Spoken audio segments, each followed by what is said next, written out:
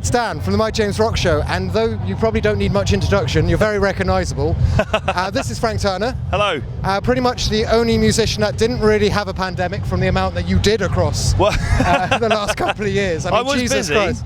I was busy. I mean, it's funny because, like, I've been thinking about this. I wasn't actually really more busy than I usually am, but it's just that usually I go and my busyness is like geographically specified. Yeah. I go and be busy at the people of Berlin for a day and then busy at the people of Hamburg for a day. And during the internet, it's all through during the pandemic, it's all through one channel, the internet, which means that everybody can see what I'm doing all the time. And everyone's like, oh my God, you're so busy. And I was like, I mean, I've got quite a lot of days where I sat around doing fuck all. But it was good to, I mean, I'm terrible at being bored. I have got that feeling from you before. Yeah, it doesn't sit with me. So no Netflix. I've largely finished Netflix. Completed it. But I did other things as well. I just don't really do very well with just sitting and staring into space. No, was that part of the reason why you were? Because we've seen you doing like the supporting small venues stuff. Yeah. And going around seeing everybody. Was it for you literally a boredom killer as much as anything else? Yeah, I mean, it's important to say that all of the venue stuff that I did was at least on some level self-interested because I needed something to do. I needed a focus. Yeah. At the same time, it felt very good to try and be externally focused in that period of time and concentrate on other people who are in need kind of thing. And obviously pandemic wasn't great for anybody who works particularly anybody who works in the entertainment industry, but I've got income from like record sales and t-shirts and that kind of thing. People whose entire business model, which is a pretty flimsy one at the best of times anyway, if their entire business model revolves around gathering people together in confined spaces, they're screwed during a pandemic. And a lot of them are my friends and people I've been working with for 2 decades, so it just seemed pretty obvious to me to try and lend a hand. And I did one. I was kind of expecting to do about 3 before like my interest and people's interest and everybody sort of tailed off, and I did 26 at the end. So yeah, proving that because I think again, like we've watched a lot of at-home gigs. Suddenly I was getting very into like camera angles and things like that in a way I never expected to. No, totally. Well, my wife pointed out that we needed like an acceptable backdrop because she's quite house proud, and it just didn't even cross my mind. And she was like, "You've got to do it in front of the nice wallpaper or whatever." Do you know what I mean? So that's fair. Set dressing by my wonderful wife. And did you find as well, because of largely some of the stuff that you focused on music-wise, the pandemic gave you quite a bit to write about, because it feels like the world's gone crazy outside of the pandemic and also with that going on. It's a strange time for all of that. I mean, a lot of people right at the beginning were like, well, it's a time to focus on writing for creative people with no distractions. And I was like, well, there's one distraction, which is the fucking pandemic. Do you know what I mean? And then there's the whole dilemma about lockdown songs. Yeah. Because I figure that everybody's allowed one. Right. Do you know what I mean? Because ultimately, in the future, I don't know how much I'm going to care about songs about April 2020 in 5 years' time. So there's that, but then at the same time, art reacts to the world around it, and it would be weird to not mention it in some way. Yeah. So it's a difficult one for me. I mean, I was writing a new record when the pandemic started anyway. Yeah. I've gone on and written a lot more. I was trying to write 15 songs. I ended up writing 28.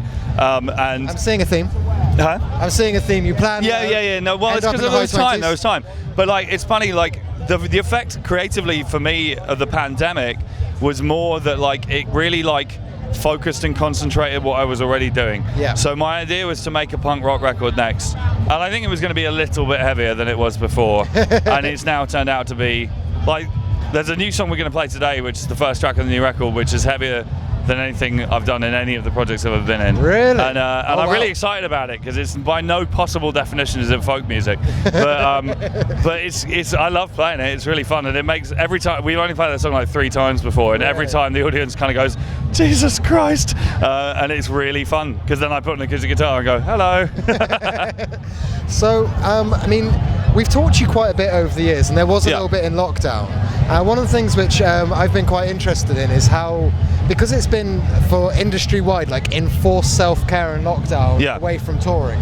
Whether anybody wanted to give up touring or not was obviously not in question.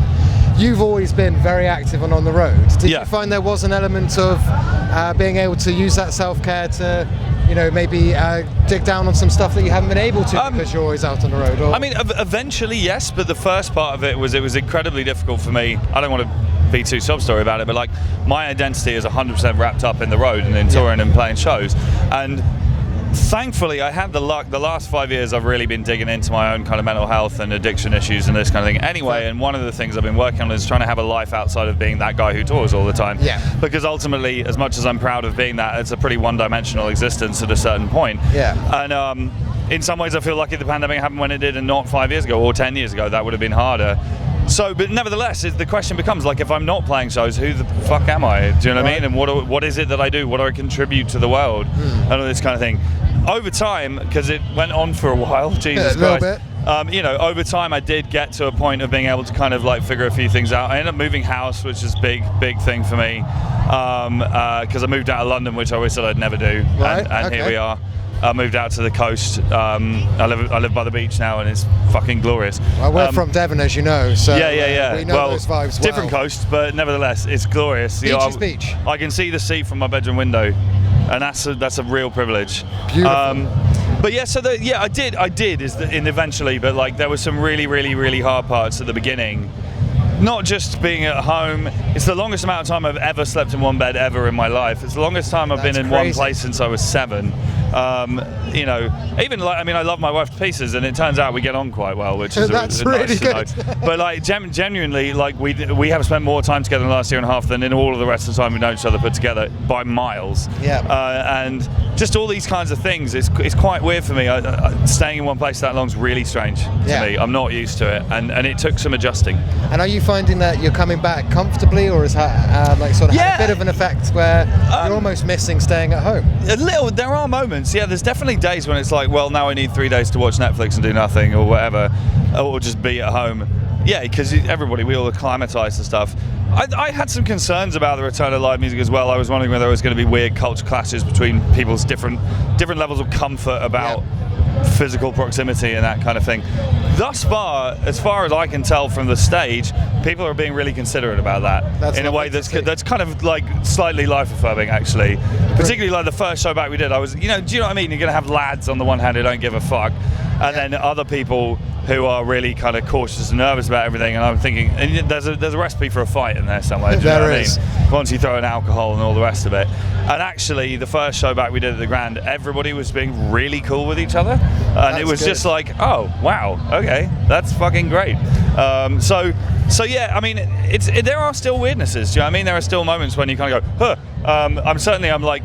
It's getting better now, but like at the beginning I was very out of gig shape, despite, and I did think of that, and I tried, I've been doing fitness regimes and stuff, but it's just there's no fitness workout that is like playing a show. No, you can't drain yourself the way that you do. Yeah, and vocal stamina is a big thing as well. Yep. You get like, I just had a chat with Jake from Capdown, but he can barely make any noise, and he's like, it's our 3rd gig in a row, I can't speak. And it's because poor guy is like, and he'll be fine, I'm sure, he's a trooper, but like, singing full on 3 days in a row, we used to do it all the time. Now we don't. Have you found that that's changed your voice at all, taking that much time away from that pressure? Or no, I wouldn't say it's changed it. It's just getting it back in shape. I mean, today's going to be. I did 2 gigs yesterday. I did 2 festivals because I'm an idiot. And, of course. That was a long fucking day. I used to do 2 gig days all the time, but then I was younger then, and I'm turning 40 quite soon. And you really don't look like you're turning 40. Well, that's very kind of you to say. What are you doing later? No, seriously. I mean, it's funny. Like, I mean, this is a tangent, I know, but like, I'm having a really lovely time in my life right now. And the pandemic, I think, this is a grand theory that you didn't even ask a question about, but fuck it, I've got a microphone.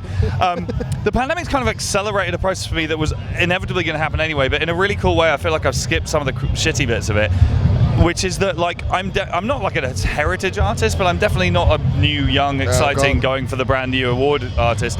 And like, I went to an award ceremony the other night, the Heavy Music Awards, and it was great because I just realised there was no grounds for competition between me and 99% of the bands there. Yeah. And I wish them all well, and some of them are fucking great, and I'd never heard of any of them because I'm old. But it was, and I get paid a certain degree of respect for surviving this long, because at a certain point in the music industry, if you survive for 2 decades, people can't really argue with it. Do you know what I mean? That's the point. Yeah. But I actually find it quite relaxing in a strange way. Do you know what I mean? It's just like, it's like a weight off the shoulders in a funny way. Yeah. Like, I know who I am, I know what the art I want to do.